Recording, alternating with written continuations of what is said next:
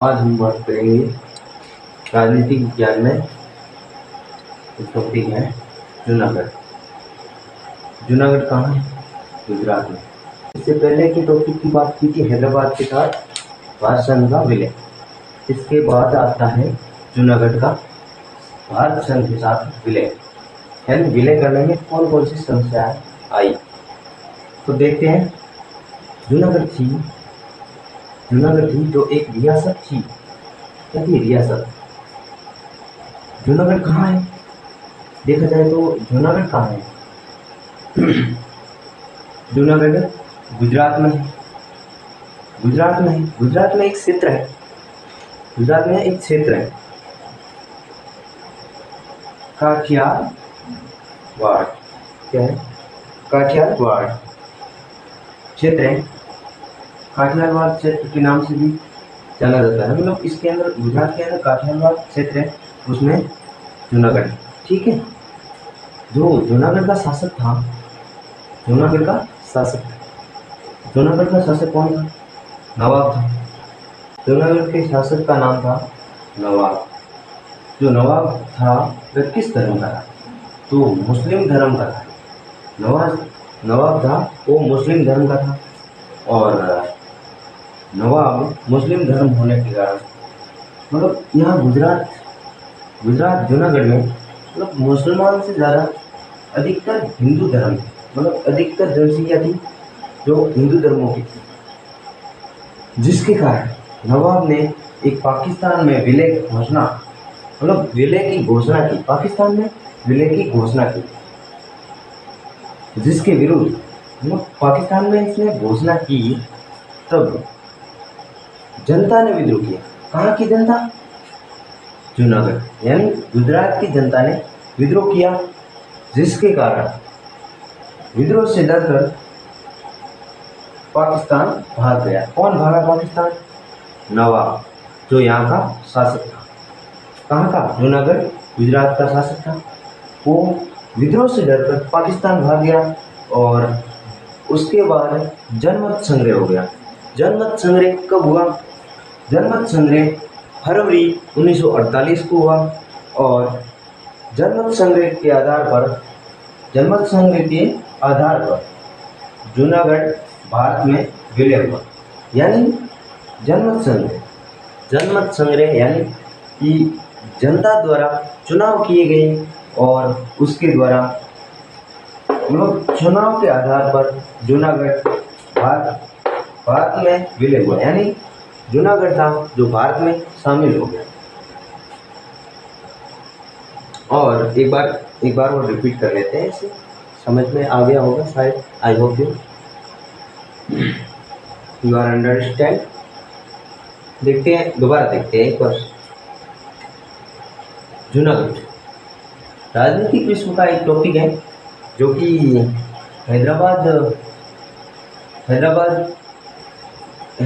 का भारत संघ में विलय के बाद टॉपिक आता है जूनागढ़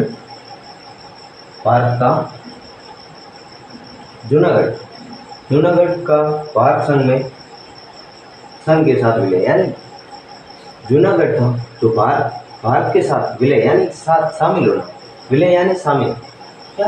विलय यानी शामिल हुआ। और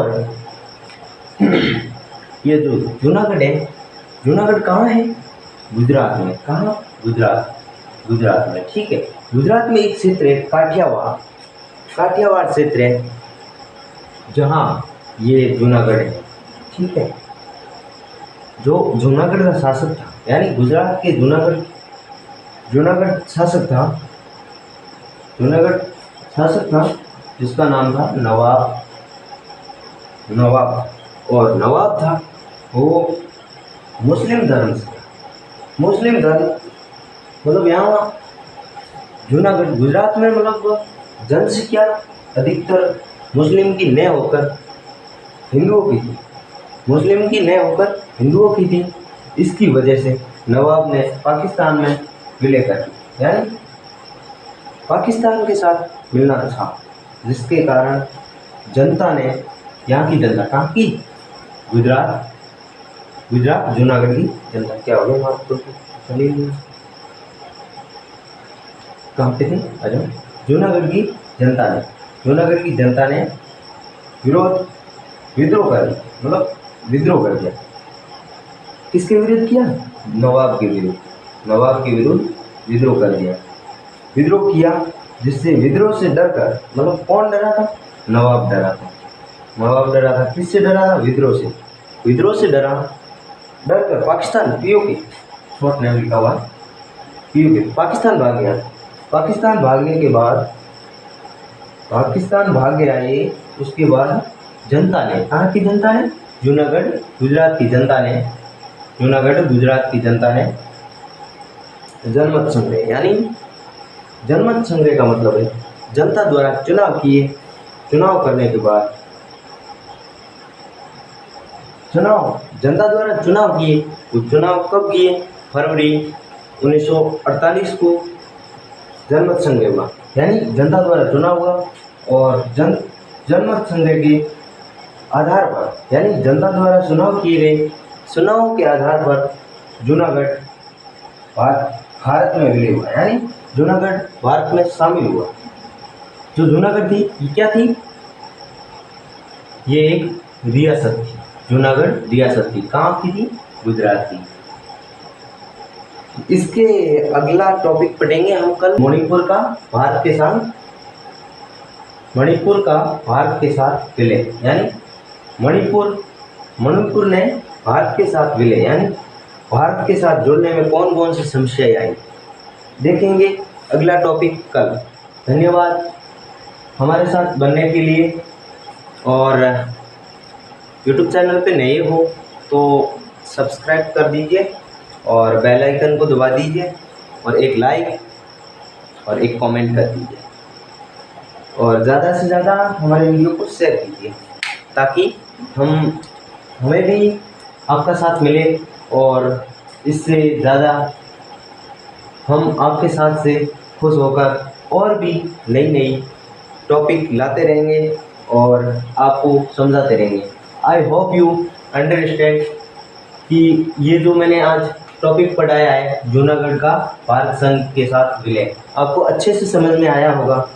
तो अगला टॉपिक रहेगा हमारा मणिपुर के साथ भारत संघ के साथ विलय, यानी मणिपुर के साथ भारत संघ का विलय अगला टॉपिक रहेगा। ठीक है, इस अगला टॉपिक कल पढ़ते हैं। Thank you so much. अगले टॉपिक में मिलते हैं फिर से।